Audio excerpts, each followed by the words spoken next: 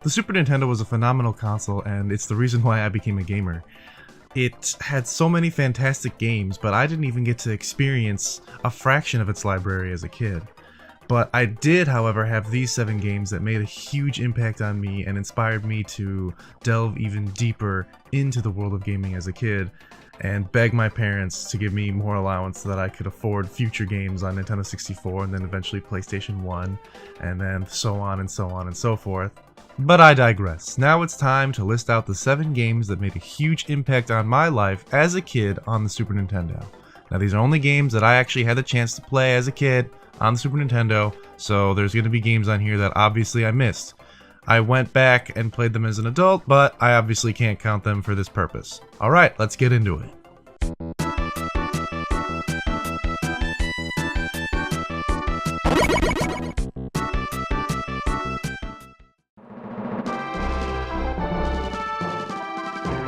Number 7 is the Illusion of Gaia, also known as the Illusion of Time for some strange reason, but this was the very first game that I ever played, and man, did it set the stage for what was about to come, because it was a phenomenal game, and it just happened to be a random pick that my parents got at the store with the Super Nintendo when I got it for Christmas that year.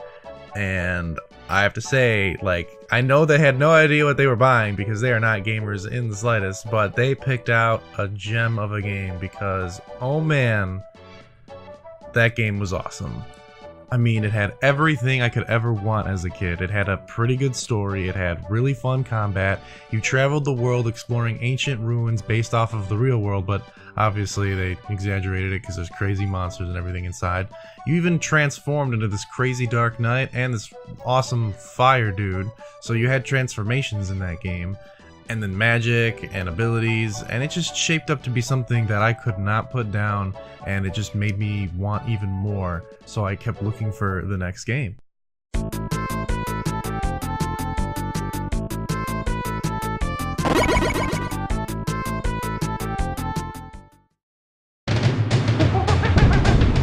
Number 6 is Donkey Kong Country 3 Dixie Kong's Double Trouble, and man was this game so much fun. I played it with my sister all the time. We wouldn't play it without one another. We had a pact. It was just like, if you can't play it, you gotta play with me, because that was our game. That's what we did. And it was such a great time, but it was difficult. Like, they made you earn those victories at the end of those stages. You had to get through some really tough level design and some tough bosses, at least for me at the time. Going back, I'm sure they'd be much, much easier. But at the time, it just felt like it was impossible. So when you finally beat something in that game, you felt so accomplished. Not to mention the musical composition and like the score was just great, and there were so many secrets to find in that game as well. Plus, just all the crazy characters were just really fun to interact with, and it definitely solidified my love for side-scrollers. It also made me want to go back and play the originals, but I wouldn't be able to do that for quite some time.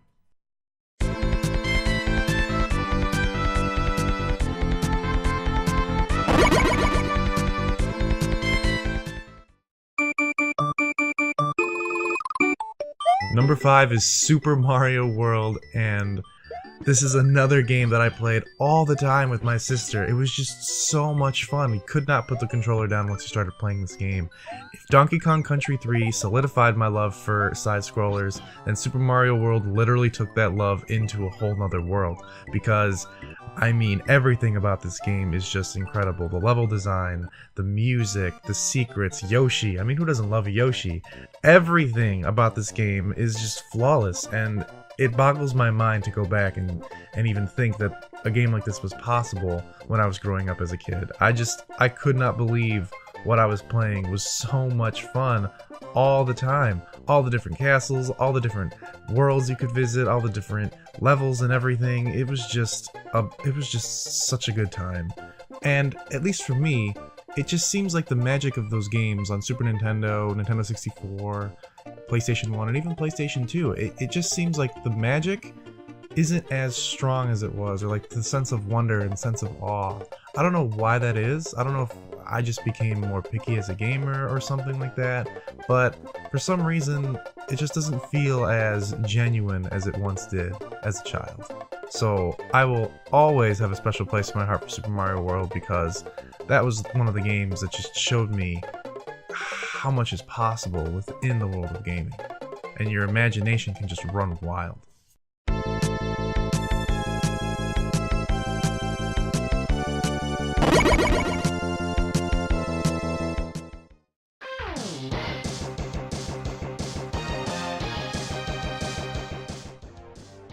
Number 4 is Mega Man X, and oh man, did I just instantly fall in love with this game. The character is just badass, the level design is really cool, the music is incredible, the concept is just awesome. I mean, you play a robot and you take down these 8 master robots and you absorb their powers and you add them to your own and you can use them at your disposal later. It's just so cool. Not to mention you upgrade your armor along the way by finding those hidden capsules from Dr. Light. This game was just so awesome, and I could not get enough of it. It's just a shame to see that Mega Man has fallen off in the most recent years. I mean, Capcom really, all you have to do is just say, hey Platinum, you see what you did with Vanquish? Just make a Mega Man game out of that for us, and then boom, Mega Man is back. That's just my opinion, but I feel like that game would be unstoppable, so work on it, get it done.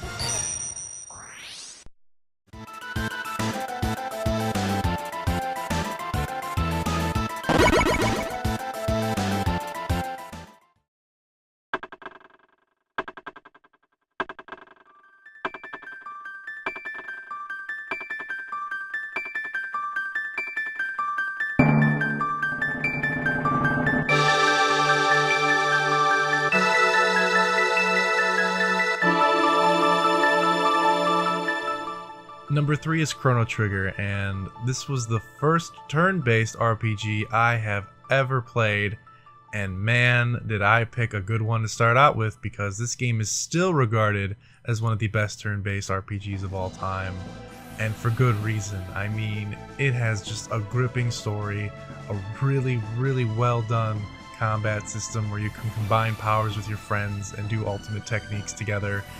The music is just such a blast to listen to. Listening to it today, it just pulls me back in. I mean, the score is just so well done. I love every moment of this game. It provides you a lengthy story. It's not short, and it takes you to so many cool places throughout that world and in different time periods. I mean, I just fell in love with turn-based RPGs because of this game, and then later on I learned about Final Fantasy, but that wouldn't be until the PlayStation 1. So this was the first time I'd ever played a Squaresoft game, and man, was it just a crazy one to start off with. It really left me wanting so much more, and my expectations were raised so high after playing this game.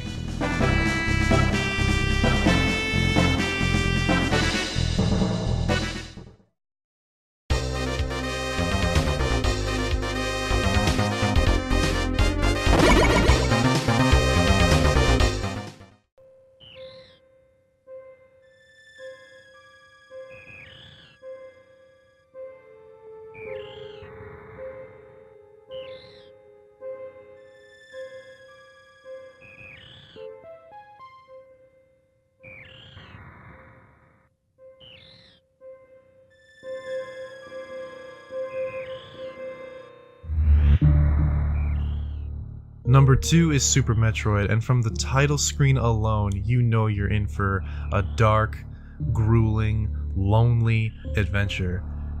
The game nails atmosphere. You are completely isolated on this desolate, hostile planet, and every single creature is after you.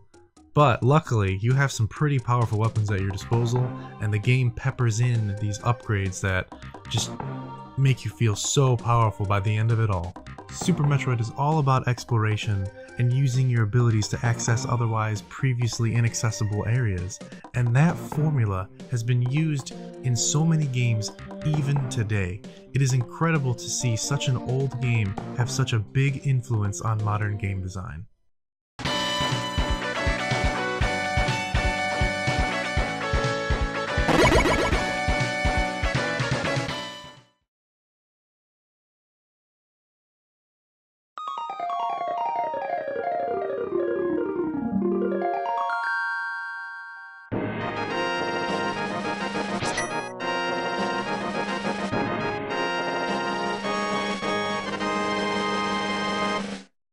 That's right. Number 1 is Zelda, A Link to the Past. I'm sure a lot of you saw this coming, but I mean, this was the quintessential game for me growing up. This game had everything. It had amazing combat, a beautiful world, a stellar soundtrack, thrilling boss battles, so many secrets to uncover, crazy wacky characters to meet, so many items and magic spells to use. It blew my mind. I mean, this was the Zelda that started it all for me. This was my very first Zelda game, and after I played this one, I was so thirsty for more. Luckily, the Super Nintendo was already out for a while, and I had found out about the Nintendo 64 and Ocarina of Time not even a year later. But A Link to the Past was the first Zelda adventure I ever experienced and will always hold a special place in my heart at the top because of that.